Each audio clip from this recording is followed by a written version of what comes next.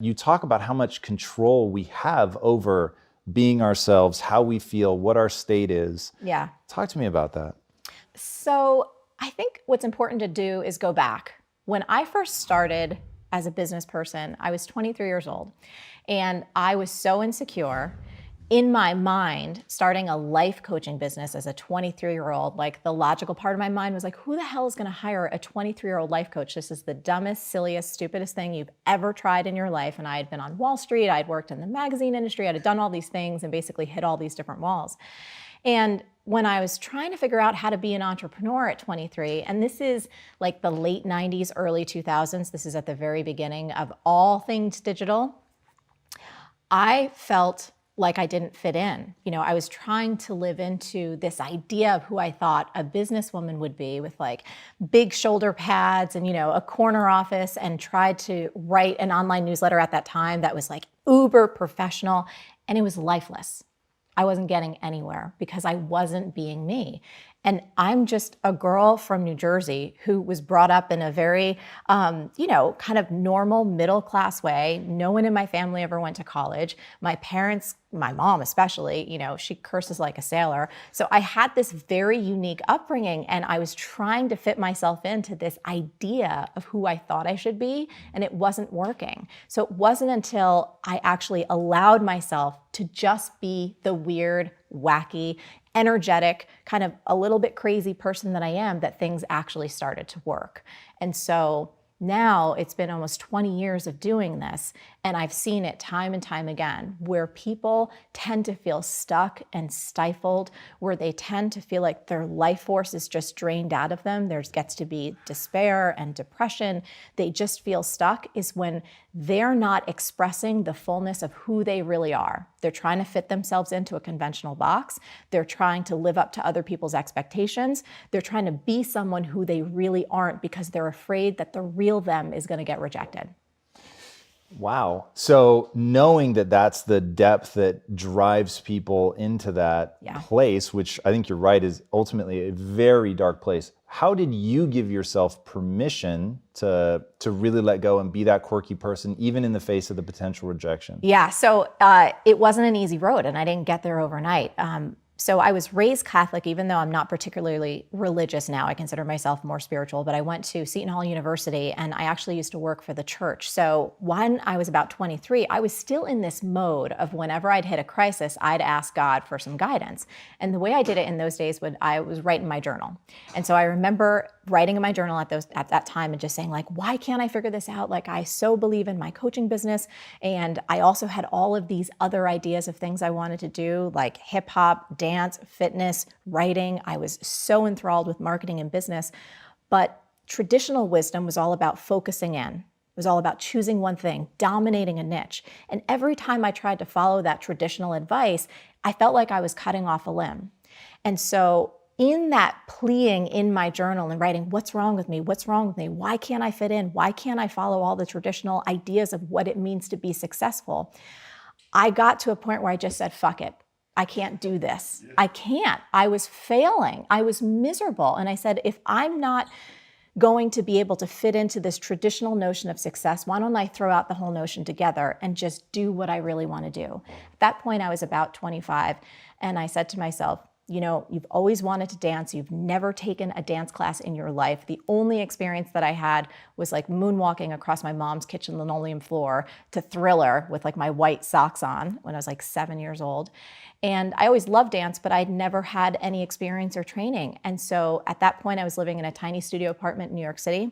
And I said, I should just go take a dance class. Like, wow, what a novel idea.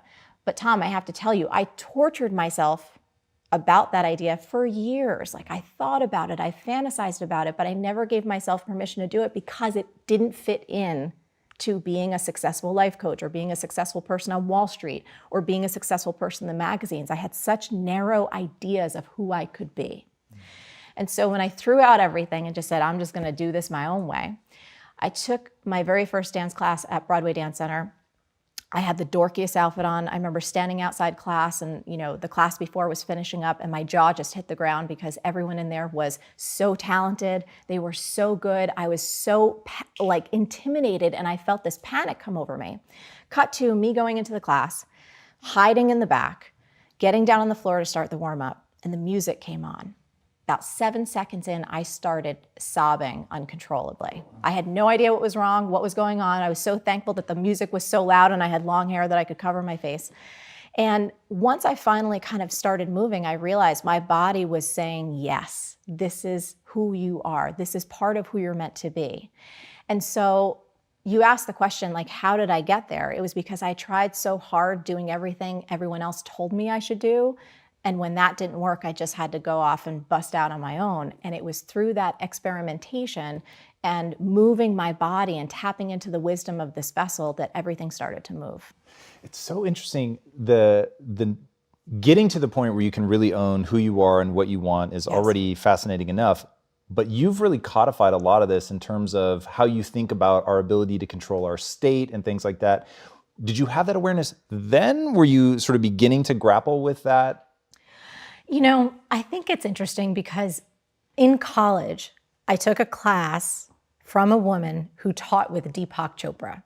And the class was all about the 7 spiritual laws of success. And that was my first introduction to meditation. It was my first introduction to the world of personal development in kind of a major way. And so I started gaining clues kind of at around 17 or so of this whole new world. But it wasn't until I went through my coach training, which was like a 3-year experience, and then going through the world of dance and fitness that everything kind of started to weave together. And then I just understood too, from an experiential level, how much wisdom we have in our bodies. And at the same time, culturally, we were starting to spend more and more time on our computers, and then devices started to come into play, cell phones.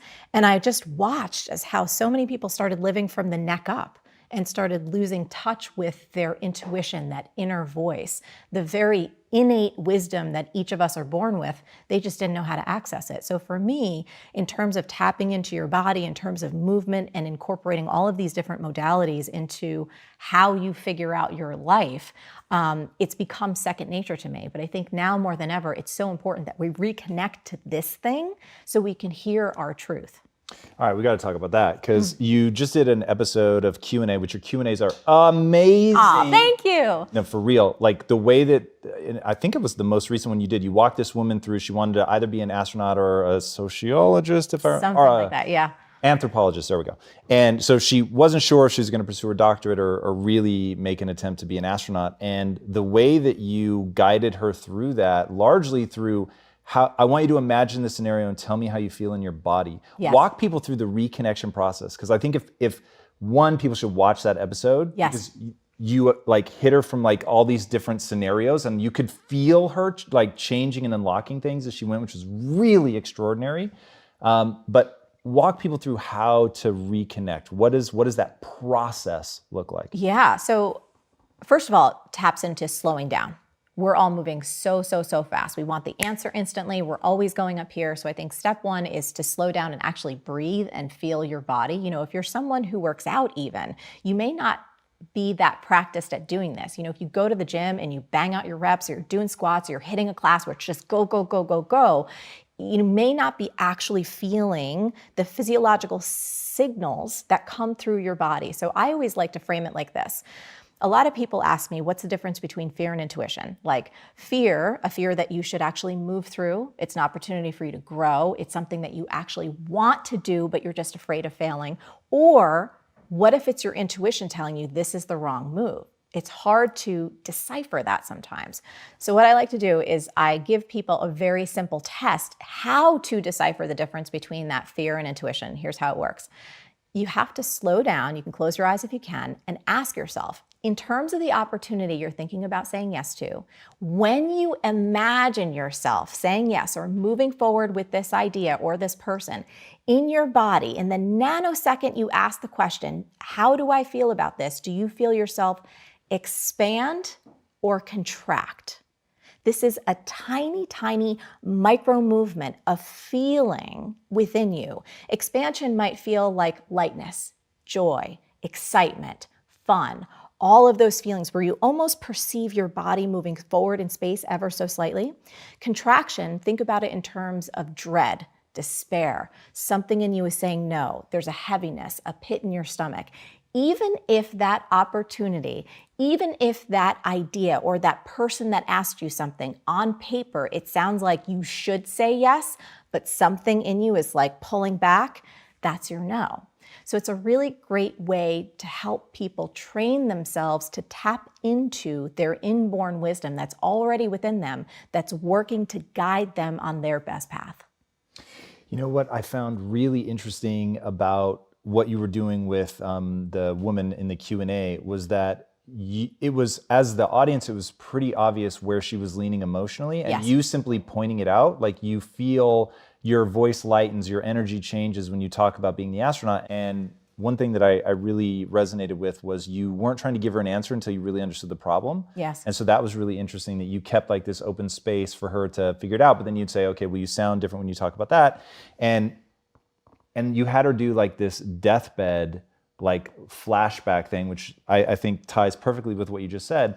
But there's another part I want to get to, which is you've said that exercise you think is like a catch-all. How can people use exercise? Because you started in the beginning saying like even if you're working out and you're just going, Yes. you may not be feeling it. So how can I leverage exercise as a way to really begin to not need the outside voice that you were so potently for that woman, but wanting to be able to, discover this stuff for myself? So how do I use exercise as a way to tap in? I think a few things. One, it's find modalities that you know work for you, where you have an opportunity to get so into the movement and the process itself that this thing recedes to the background. And when I say this thing, I mean the thinking mind. So for example, for me, when I take a spin class, a really good spin class where I'm loving the music and I can absolutely let go and charge into my body, I can like feel into every single movement. I can let the sweat pour off of me.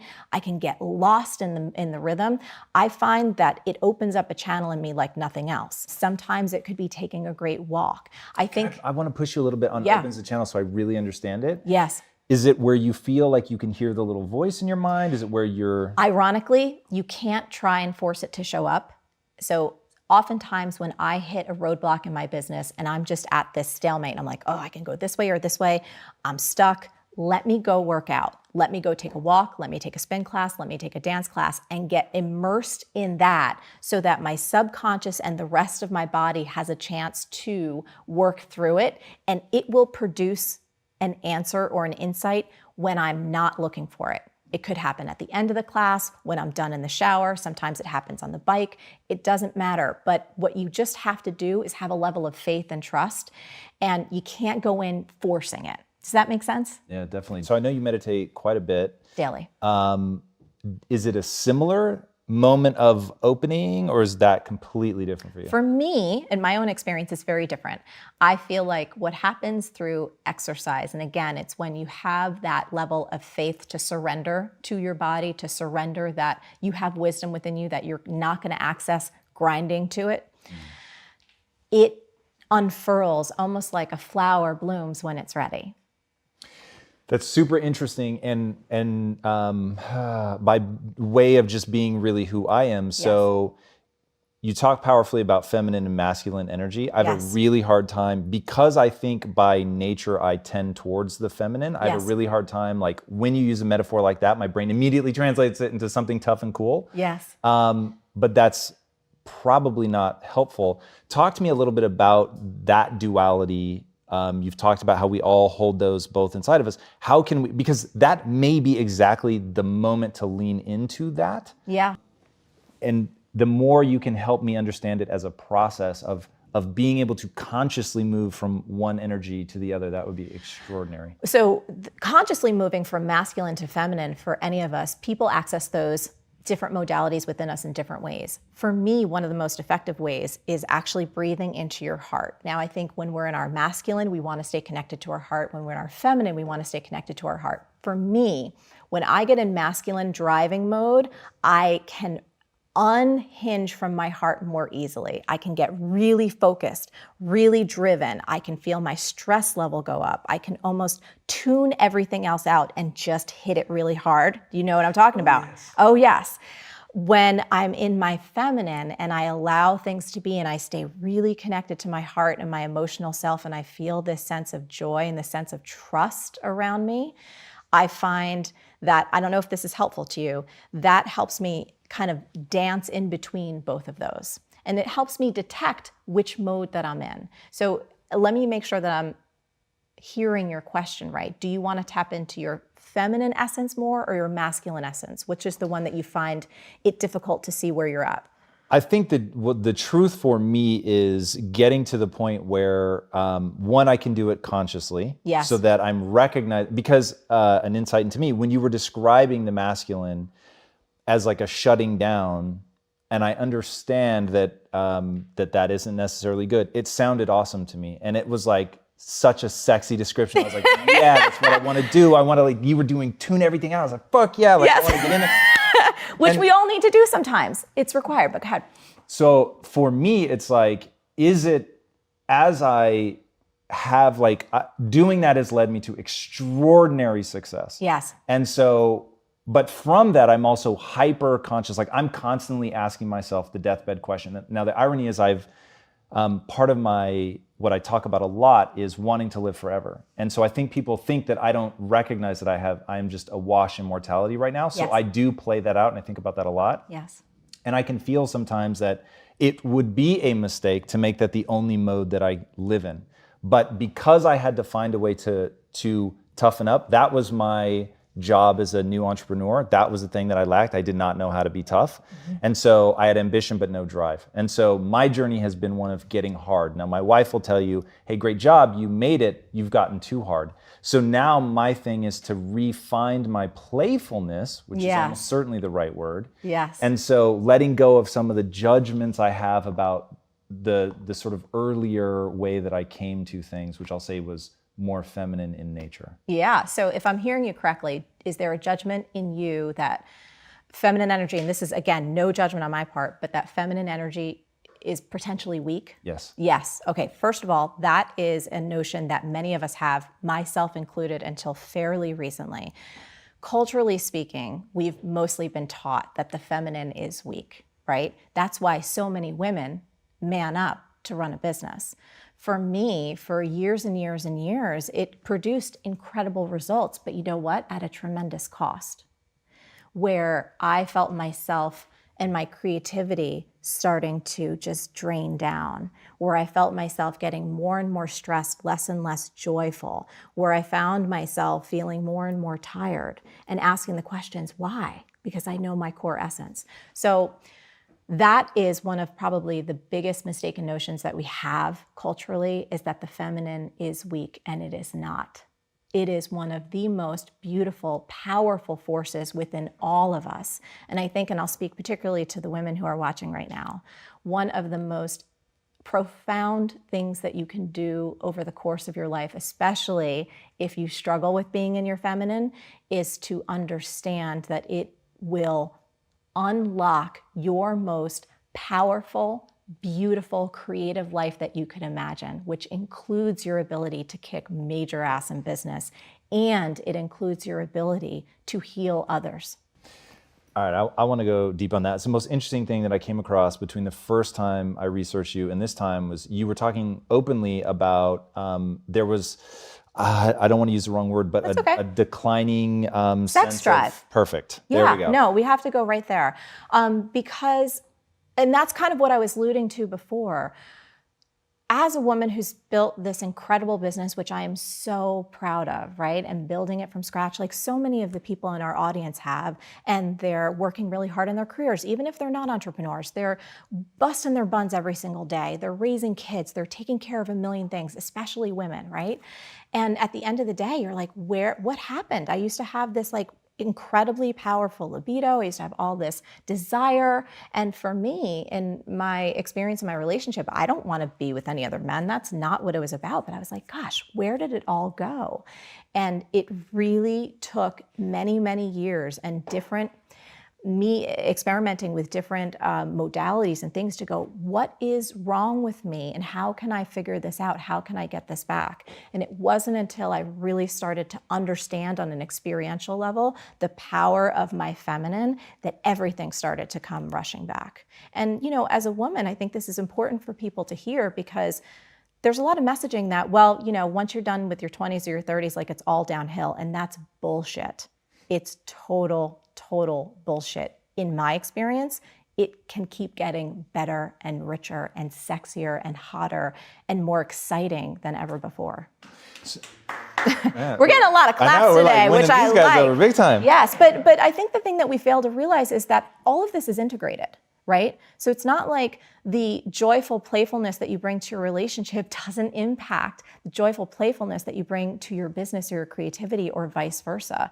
That in the middle of, let's say, a business shit show, that if you can bring some levity, or you can bring your emotional self, or you can be vulnerable, that you're not going to spark a breakthrough amongst the team. So I think all of this really interplays quite nicely, and it's important that we recognize that they do feed each other. I want to go back to your guys' relationship. And if I understand correctly, you're saying that as you stopped, at least in the relationship, stopped being so predominantly in your masculine energy. I was an asshole. I'm just going to say it. Like, once I really started to understand how controlling I was, how directive I was, how many times that I just, you know, cut off his ideas or thought that I knew better and wasn't setting us both up to win, man, I made tons of mistakes. Now I can look back and go, oh my God, what an idiot I was.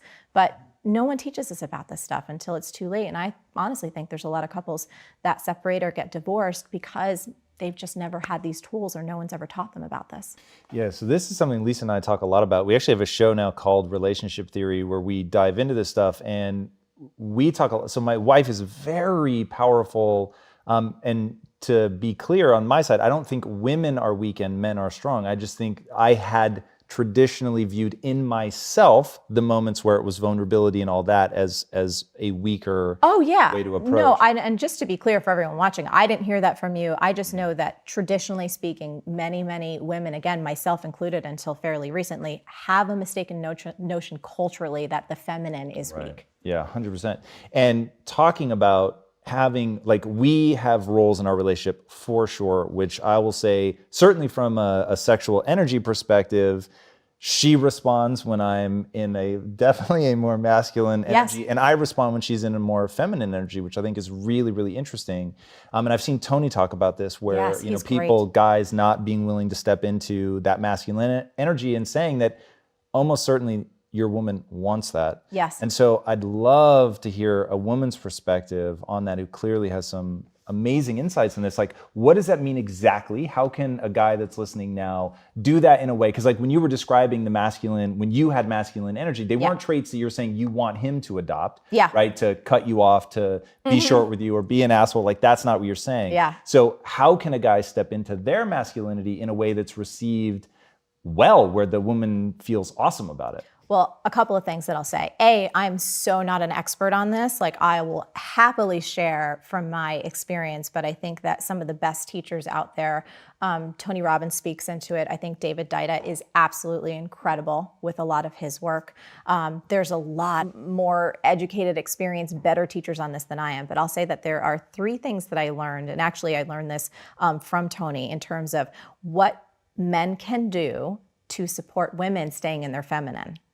So the first one is that women want to feel seen and noticed. So when your woman feels unseen, she's going to just honestly not be that happy. And so this is about a man stepping into his masculine, right? So noticing not only how she looks, but what she's doing. Like, God, honey, you've done so much today. I don't know how you keep all these things running. You're absolutely amazing. For a man to walk in and acknowledge how many plates most women spin, how hard she's working all the time, notice a detail about, you know what, God, your skin looks beautiful. Your smile is amazing. I think about whatever X, Y, or Z. It could be the tiniest detail where you really see her. She'll come alive. You're noticing, you're in your masculine, you're picking out a detail. That's something that men can do very well, but to verbalize that, has her lean into her feminine.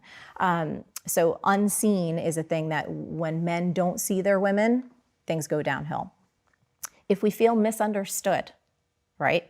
Like you didn't actually listen to us. You go in and just try and solve our problem, shuts down the feminine. We get really angry and we're going to come back at you hard, very, very hard. So when I hear snickering around here, I hear lots of laughs. These are the laughs of recognition, people. It's so true. Absolutely. And so to be a strong masculine presence and to be there and to listen, to have her feel understood, that's one way that you can stay in your masculine and it'll pull her into her feminine. Hey, are you feeling overwhelmed, exhausted, or just drowning in busy work and still not making the money you deserve? In this brand new training, you're going to learn 3 super common mistakes that can kill your productivity and tank your profits and how to stop them fast. Just go to marieforleo.com/free class or scan the QR code on your screen right now. And then unsafe is the third U. When a woman feels unsafe, she's going to close down. So a lot of men sometimes express their anger or their upset, and a woman feels unsafe and she will close and pull away, or she'll get masculine to try and get herself to feel safe. So if a woman feels unsafe, that's going to put her into her masculine. And if a man can help a woman feel safe in every way, he's going to be in his masculine. That's extraordinary, and I imagine that that feeds into the kind of relationship that I'm guessing you have, which is high functioning, high communicating. Yeah.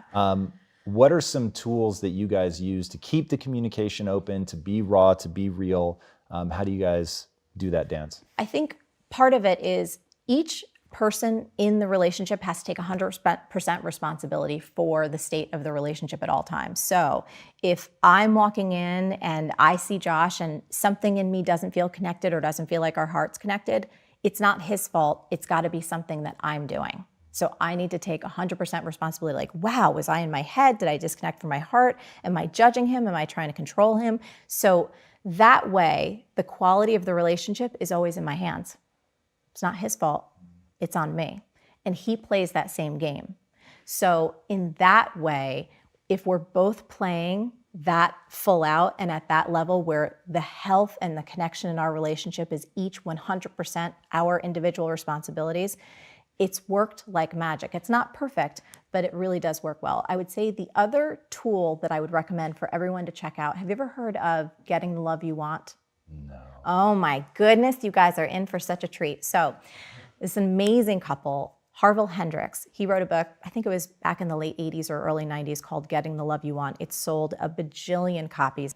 And Getting the Love You Want teaches you a few communication tools. One of them is about this thing called imago dialogue, and it is a relationship saver. I would say for anyone listening who is interested in exploring this, between understanding more about masculine and feminine energy and training that in yourself and with your partner, and having the imago dialogue toolkit, between those two things, I think you could heal practically anything. Whoa. Can you give us a quick thumbnail? Yeah. So the imago dialogue is about listening to another without judging them and having them feel really, really heard. So the process goes like this. One person asks for an appointment. So I would say, hey, Tom, are you available now for an appointment? Because I really have to talk to you about something. And you would either say, you know what, Marie, I totally am. I have time. Or you'd say, you know what, I can't talk right now. Can we do it at 6 o'clock tonight because I have all these other things to focus on? So that's step one. You ask for an appointment. Then step two is one person is the sender and the other person is the receiver. So let's say I had something to say to you. There was just a little thing that maybe got me upset or, didn't feel so good, but I didn't want to unleash on you. I just wanted to talk about it. So I would start talking. I'd be like, Tom, gosh, when I came home and there were all these dishes in the sink, it made me feel like you really didn't see that I had such a big day. It was so hard on me, and it would have really been great if you would have taken care of that because you know how much it means to me. Your job would then be to mirror what I said to you and reflect it back in the exact words. So give it a try. When you came home? Or say it exactly like... No, say like, so Marie, let me see if I got that. Okay. So Marie, let me see if I got that. When you came home and you saw that there were dishes in the sink, it made you feel like I didn't see how much you have to deal with. And those were as close as I'll get to the exact words. That was really good. Keep going. You're doing awesome. then I'd be vamping. I got the vibe, but not the exact words. Great. So you'd say, okay, I got that. Can you tell it to me again? Okay, I got that. Can you tell it to me again? So the piece that you missed was that it would have really been great for you to remember how important it is for me to have a clean kitchen. And again, we're riffing here. Yeah, it's way close to home riffing, but yes. So let me see if I got that. Yeah, so let me see if I got that. The part that I missed was how important it is to you to have a clean kitchen. Yes, okay. You got that. So then you would say, is there more? Is there more? And then either I would say yes or no, but that is there more statement is like this magic statement, because for both people, usually there's other things that they want to say, but we never ask our partner. So if you said, is there more? And I had more, I'd be like, oh yeah, and X, Y, and Z, and then you'd mirror it back to me.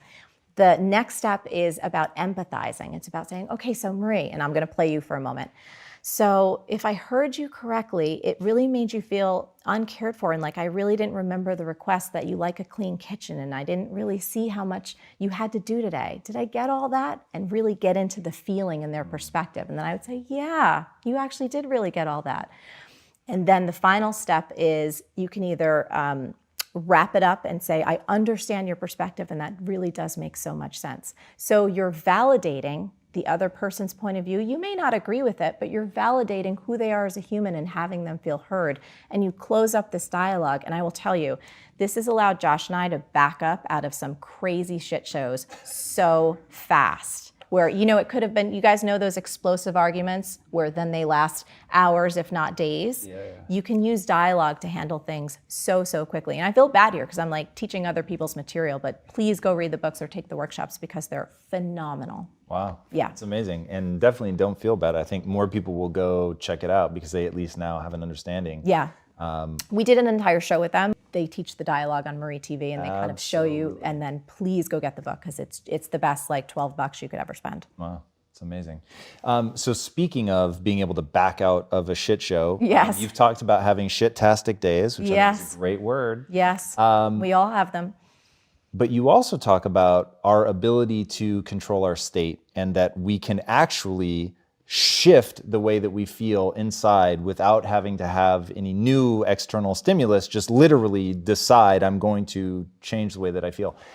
How do you do that? Because I think if people can understand not only the effectiveness of that, but actually the steps to take, it could be a game changer. Yeah, I think it's really simple. For me, I try and play this practice of, you know, if I ever feel like in any moment life is not going the way that I think it should be going, it's because I'm resisting what is. You know, if someone didn't turn in their work on time and I'm just like, you know, getting that way, or something didn't come out right, or the delivery doesn't come, or the technology breaks, again, we can list anything in that slot, right? It's me arguing with reality. I'm making myself miserable in that moment because I'm choosing to argue with what is. That's always a losing proposition. So the more awareness I can bring to that and go like, is this really how you want to live your life in this moment, Marie? Because every single moment, as you know, sets you up for the next moment. And you string these moments together, and guess what? You have your life until we get to that incredible deathbed. We never know when that's coming. So every single moment is an opportunity for us to check ourselves before we wreck ourselves. And so I just try and play the game. If I'm miserable, if I'm upset, if I'm angry, if I'm cranky, it is my responsibility because it's based on what I'm thinking or believing in that moment. It's not the outside world causing me to feel this. It's what I'm doing up here that's making me have that reaction. And if I'm the problem, I am also the solution. So how do you, in your own life, begin to unwind that? So I'm assuming you literally walk yourself through that. So you realize, okay, I'm the problem. I know this. Yes. Is it visualization? Is it framing? Is it saying, I'm going to take a new perspective on this thing that's winding me up? It literally is like, lighten up, girl. You're fine. Like, do you have a roof over your head right now? Yes, then things are damn good. Is there some food in the fridge? You're probably luckier than millions of people on the planet right now. Is there running water in the kitchen and in the bathroom? Yes, again, you're better off than probably 1 billion people or more.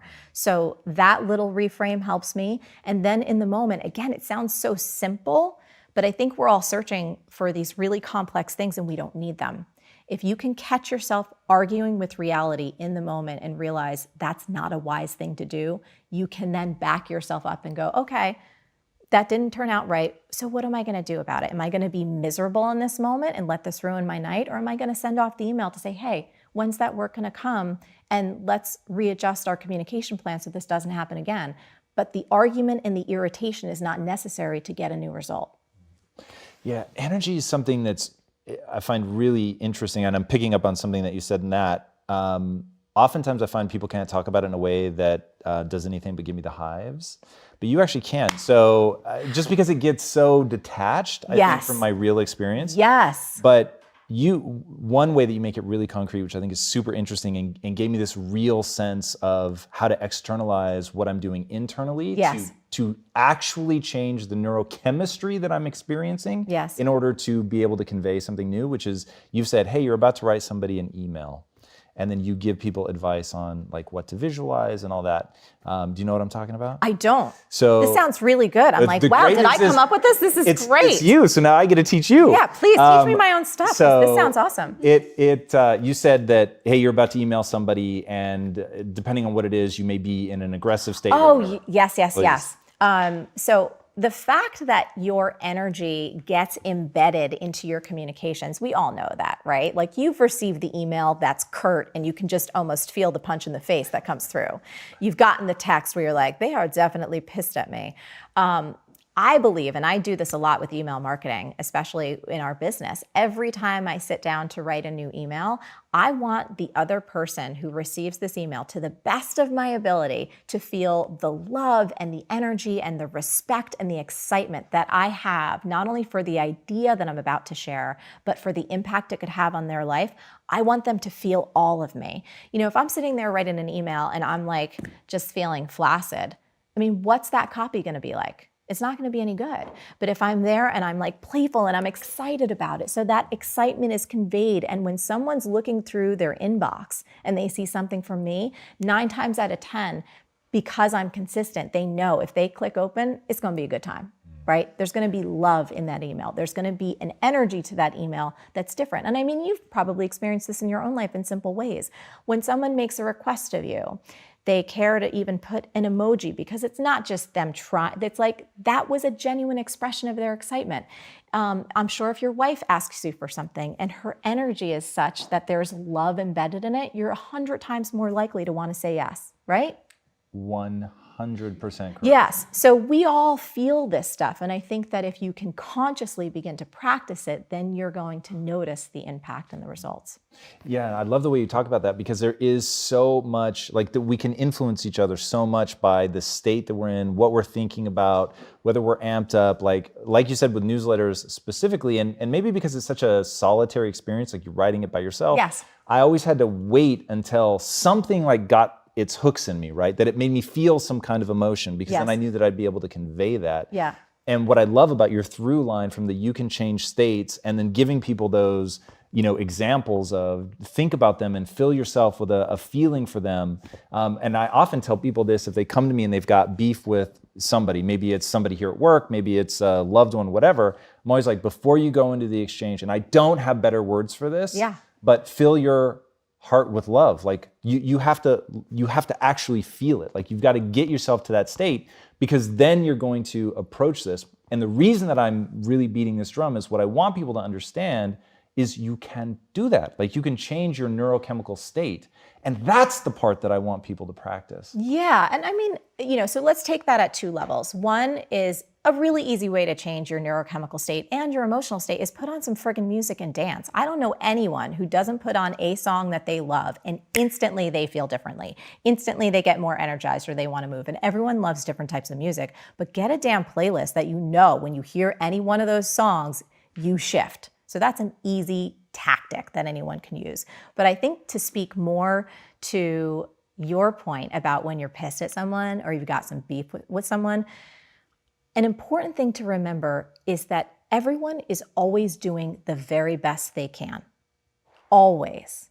So whatever behavior has happened, whatever the situation is, you have to know that that person innocently was doing the best that they could given who they were in that moment, what they were believing, and what they were thinking. You don't know if they were scared. You don't know if they have a ton of stress going on. You don't know if they have a health scare. You don't know a lot. But all you do know is that every single person is doing the very best they can in each moment. So if you can bring that level of understanding and compassion and try and take on their point of view, it relaxes things because, right, you're not trying to be an asshole. Sometimes people think you're an asshole, but you're not trying to be. You were doing the best you could in that moment. Were you perfect at it? Maybe not. I'm certainly not, but I know I was doing the best that I could. So I think that between the tactic of changing your state with some music and actually getting things moving, and then having a little bit of humility and realizing that everyone really is doing the very best they can, allows you to relax a little bit and not go in with so much hardness. Now, because this is what I love about you, talk to me about high standards, because your team is crushing it. Oh my God, So they're ridiculous. how do you- I don't even know. I'm just like, y'all are just smarter than me. I should just sit down and stay in bed all day. I'm not letting you get away with that. You are setting the tone. You're extraordinary. One, I love the humility. Don't think that's lost on me. But the team is definitely built around, they resonated with you because they're like you. I'm willing to accept that. But clearly you're setting a tone. What you've achieved it borders on unimaginable, especially when you think about how early you got in this, how long you've been at it, how much you've transformed yourself. I mean, it's really extraordinary. Oh, thank you. So what I want to know is, the compassion is real. It leaks out of you on camera, off camera, and everything that you touch, but the high standards are real. So how do you balance that? I'm really filling my heart with love. I really get that you're doing the best you can, but also we have some high standards that we have to live up to. So I think it's a dance. One of the things about my team in particular is we do share a lot of DNA. So everyone does have very high standards. They want to be the best. They want to crush it. They want to come out with new things. They want to be innovative. They want to always be at that next level. So I can only play with people like that because they're the only people that get my kind of little weirdness and craziness. So that's number one. Number two is we're also realists, and we've been in this game long enough to realize you're not going to hit a home run every single time. I always like to call it the SNL effect. Like, I love SNL. I think it's a great show. I've always watched it, but you don't get to dick in a box unless you actually do all of these other skits. I mean, it was one of the funniest, in my opinion. I know people are like, but it was one of the funniest skits back in the day. It was hilarious. And I remember watching that thing so many times and going like, this is genius. Remember Justin Timberlake? And it was just like this whole thing. Again, in today's culture, in 2019 culture, that would get ripped apart. I'm talking about in that particular moment in time, I thought it was funny. You don't get to some of their most hilarious skits unless you produce a lot of work. So coming back to your point in terms of high standards, you can have really high standards for things, but you have to allow yourself to do a lot of volume and make mistakes.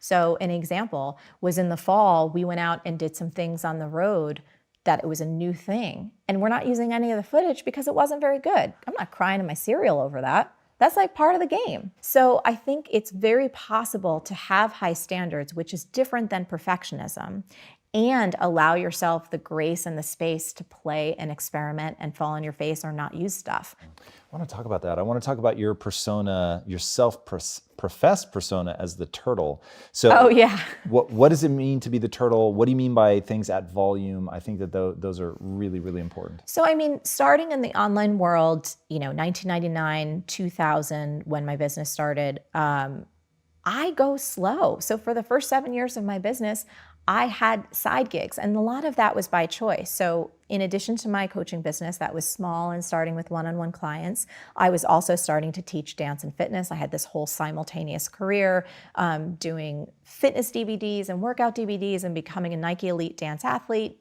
working for MTV, choreographing, doing all of this stuff. I was also bartending and waiting tables. My focus was intentionally split as the multi-passionate entrepreneur because I wanted to do all these things. So I understood if my focus was on one thing, I would probably go faster, farther, right? I would speed up. If my focus is diffused amongst different things, I'm probably going to earn less money and go a lot slower. But for me, there was more joy and satisfaction there because that's what I wanted to do. I wanted to have my hand in all of these pots. So I'm always focused on the long game. I think these days, a lot of people want Insta results. They want to be Instagram famous. They want to have like $1 billion business overnight. And if you're just starting out, you've never run a business, you've never created content, you've never sold, marketed, built a team, done any of these things before, to expect instant results, it's immature. It's unrealistic. You're never going to get there. And some of the people I admire most in the world, no matter what their craft is, dude, they're in it for the fucking long game. They're not sitting around going like, why can't I get higher conversions by tomorrow? It's like, that's not how this works, man. And if you're looking for that type of result, it's just like, I'm not interested in hanging with those kind of people. I think we get better over time. I think you have to really be patient. I think people have to understand, especially when it comes to any so-called like glamorous type career, or people, maybe things that people perceive are glamorous, whether it's something like what you and I do, an athlete, an entertainer. Do you know what 90% of the work is? Fucking grunt work. That's what it is. It's unglamorous. Sometimes people are like, I want to see what you do more. I'm like, you want to see what I do more? I'm sitting with a fucking messy bun in my sweatpants, sometimes not showering for 3 goddamn days because I'm hammering shit out. That's what I do. I love it. But if you're not willing to put in that kind of work, you're not going to get the outcomes on the other side. If you're struggling to make progress on your dreams, this free tool is going to help. It's called the Yearly Goals Map. And in just 10 minutes, you're going to get clear on your top priorities and let go of what's keeping you stuck. It's super quick, it's powerful, and you can do it anytime. Get it now at marieforleo.com/yearly-goals, or just scan the QR code on your screen right now. Yeah. Sorry, did this get too rough real fast? No, man. No? All right, good. No, that really was amazing. And a big part of my beef with upstart entrepreneurs is that it's not realizing that it's about building a skill set. It's about getting extraordinary at something. And that's one thing that I really resonate with in your teachings is your B school is tactics, man. It's like how to for real run a business. Yes. And I always say, I'm like, this is not a get rich quick overnight program. This is get great over time. Like, that's why we give people lifetime access. Because I'm like, look, dude, you're probably not going to get through this, in the 8 weeks. You're certainly not, unless this is all you're doing. And most of us don't have that kind of free time. And I had people that have gone through the program. I wanted to make an amend too. In the opening, you were like 30,000 people have gone through. At this point, it's over 44,000 grads. Yeah, it's like a small town. Can I tell you something really fast? Yeah, about that? go for it. It's not just like a small town. I ran the numbers at 30,000 because that was the up-to-date data I could get. Bring it. That's 18 years worth of Harvard undergrad graduates. How crazy is that? It's like when you really awesome. think how many people have gone through your program, that's astonishing. Thank you. Well, I got to tell you this though, I didn't set out to do that. And vision is great. Some people have amazing, huge, big, grand visions and they love it and they step into it and they rise up to that occasion, and that's awesome. Like if that's you and that's how you're built and that's what works for you, fucking rock on. For many people, when they have an enormous vision, it paralyzes them. They have no idea how to accomplish it. I see people cry in workshops all the time. It's so big. I don't know how to do it. I want to change the world. I'm like, don't worry about changing the world. Change one person's life. If we can focus there, stay there for a little bit, we're going to get to that thing. Maybe. Otherwise, it's all good because you're still doing the work that you were born to do. But in terms of B School, it didn't start out like wanting world domination. It started out seeing a gap in the market and feeling heartbroken because when I was trying to start my business, everything that I saw in the marketplace lacked the soul, it lacked the values, it lacked the integrity, it lacked the fun, it lacked the playfulness, the design aesthetic, all of these things that I thought would come together and create a more powerful learning experience. So I was like, well, fuck it. I'm just going to create it because I wish I had this when I started out. Another thing that I would be beyond remiss not to bring up along this line of like what beginning entrepreneurs often struggle with is indecision. And you said what I have tattooed on my soul, which is indecision is what will kill you. Yes, indecision is a dream killer. And the opposite, what do we do about that? It's probably one of the things I live my life by most, besides the idea that everything is figureoutable, is that clarity comes from, yes. I cannot wait for that. Yes, we'll talk about that. That clarity comes from engagement, not thought. So one of the things that got me off my ass, right? When I was thinking about, should I be a dancer? Could I be a dancer? Am I too old to be a dancer? Oh, I think I am. Was just getting into that friggin' dance class. That's what cracked me open to a whole additional career that, by the way, built the skill sets to what I do today. So my little kind of offshoot, my weird dancing thing got me experience in front of the camera, teaching to big groups, leading, music, all the stuff that we've talked about in this entire interview built this incredible skill set that now fuels the brand that I have today that's completely unique, that would have been shit if I just stayed narrow and focused on life coaching. I would have been, that girl with like an awful pink suit and shoulder pads. Terrible. So one thing that I really want to know your opinion about is the woman who's in that indecision of whether she should be an anthropologist or an astronaut. You had her do the deathbed question, and it really centered around, what are you going to regret more, what you do or what you don't do? Yes. And what do you think is true about humans in that situation? I think that we honestly don't think about our own mortality enough. I think death is one of those taboo kind of topics in our culture, and we don't really face it. We don't think about it. We don't talk about it enough. We don't imagine ourselves dying enough. We don't really just dive in. And one of the weird little tricks that I use on myself, especially when I'm just being horrible in my own relationship, or I'm being not the person I know I'm capable of being, I'm having a temper tantrum, I'm stressed, I'm just being an ass, whatever it is. I've used this in my relationship with Josh, where I will literally fast forward to the point where, like, I imagine him laying in a coffin and me going, why were you such an asshole? Why didn't you take that time? Why did you let that fight go on for 4 hours or a day or whatever it is? Or in those moments where I feel myself tightening up or shutting down or withholding love, I try and check myself before I wreck myself. I go, there's going to come a day where you're going to flash back on this moment and wished that you just gave him a hug, or wish that you went in and said, I love you. It's coming for all of us. So if you can remember that now, you change everything. Yeah, I think that's super powerful. And as you were saying that, it's like, I really think about what it would be like if Lisa were when they die, when someone that you care dies, about the way that you are bereft. That, like, I don't think about it in a detached sort of clinical way. Yeah. I think about it in the way that someone fucking throws themselves on a coffin. Yes. And the sense of, like, hopelessness of never being able to get those moments back. That's right. And that like just fucking devastating sense of loss. It's pretty crazy how fast that'll snap you out of some bullshit. Oh, it will snap you out of some bullshit, and it will stop you from being in a temper tantrum. And you can use that same notion. Again, some people might say this is incredibly morbid. I say it's incredibly inspiring. I say if you can use it to wake yourself up out of that slumber of staying in your temper tantrum, or being pissed at your parents, or pissed at your friends, or pissed at someone who, again, if you can see them as an innocent doing the best that they possibly could with whatever tools and understanding and beliefs and thoughts that they had in that moment, you can find a way to transcend, to reconnect to your heart, and to be that love that you really are. You say that we don't talk enough about death. Let's talk about death, like, Yeah. for real, you and me right now. Yeah. Because I realize that I think about death, and I think about it like I was just saying with Lisa, and that's probably the most potently I ever think about it is, Jesus Christ, like, what would this really be like? Yes. You and I both decided not to have kids. Yeah. Which is a pretty still weird decision for most people in terms of the feedback that I get. And I don't have any sense of what you think or feel about the long-term consequence of that.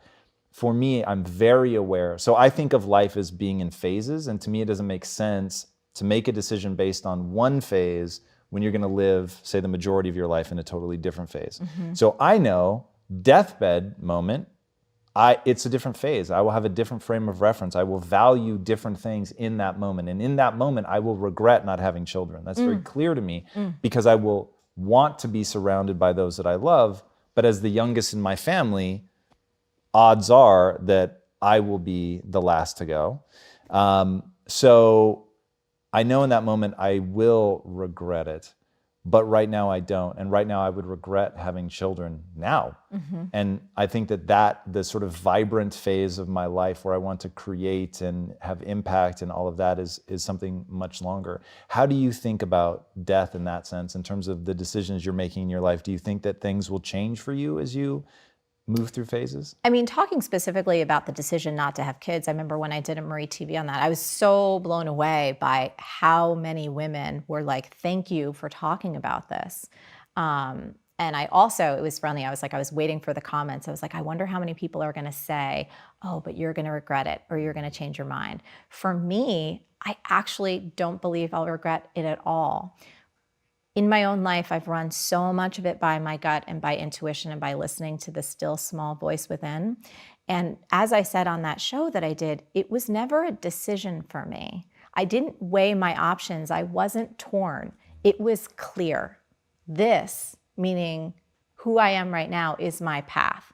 Should some point happen between now and when I die that I want to have children in my life, there are many, many, many different options for me to execute, right? There's adoption, there's fostering, there's like a million different ways that it could go. Should I change my mind, which again, I'm very open to. So I don't believe, in my case, that I'm gonna have any regret. I believe so strongly in how my life has unfolded, and I also have tremendous faith that it will continue to go exactly as it's meant to. And whenever my time is up, I feel really good about the ride. How do you think about death in terms of, is death like a companion with life choices? Do you think, is that I'll frame this by saying, I don't find that a particularly effective frame outside of like being kind to my wife. Yeah. But in terms of like my own death, I don't find particularly compelling as a frame of reference. Yeah, I don't think I do either. I feel as though it's useful to do a gut check. You know, if I were to look back and go, so for example, let me take this into context. When it was around dance for me, I actually did a 10-year frame on that. I said in 10 years, because I was 25 at the time, in 10 years, would I regret not going for dance right now while I'm still 25 years old? Because there's a difference physically, or at least there can be, right? In a 25-year-old versus 35-year-old just starting to get into the dance world. Just, you give yourself just a little bit more of a hurdle. And my answer came back, yes. If I'm 35 and I didn't try this right now, I would totally regret it. So I find that shorter time frames for me become a more useful reference point. Yeah, I can definitely get that. Yeah. I could talk to you forever, for real, forever and ever. Before I ask my last question, yes, though, tell these guys where they can find you online. Maybe give them a teaser about the book. Sure. That would be amazing. And hopefully we'll come back, we'll talk about that. Yes. So marieforleo.com, MarieForleo. And that's true over Instagram and Twitter and YouTube and Facebook. But the main goods are at marieforleo.com. I think we have like hundreds and hundreds of free episodes in the podcast. And as long as you like humor and you don't mind a little Jersey straight talk, it's good stuff. And then in terms of the book, the title is Everything is Figureoutable, How One Simple Belief Can Help You Change Your Life and the World. And it comes out September 10th of this year. Amazing. I cannot wait to read that. Me too. I'm so excited to see it all done. That's incredible. All right, so my last question, what's the impact that you want to have on the world? I've always had this belief since I was little that every single one of us is born with a unique set of gifts and talents that only we can give the world. So the impact that I want to have is I believe our world will transform significantly when every single one of us realizes that the world really does need the special gift that only we have. So to see people wake up to that, to know that it's already in them, they don't have to do anything or be anyone different to just express that, I think we'd go a long way. Hey, if you loved this video, you need to watch this one next. Trust me on that.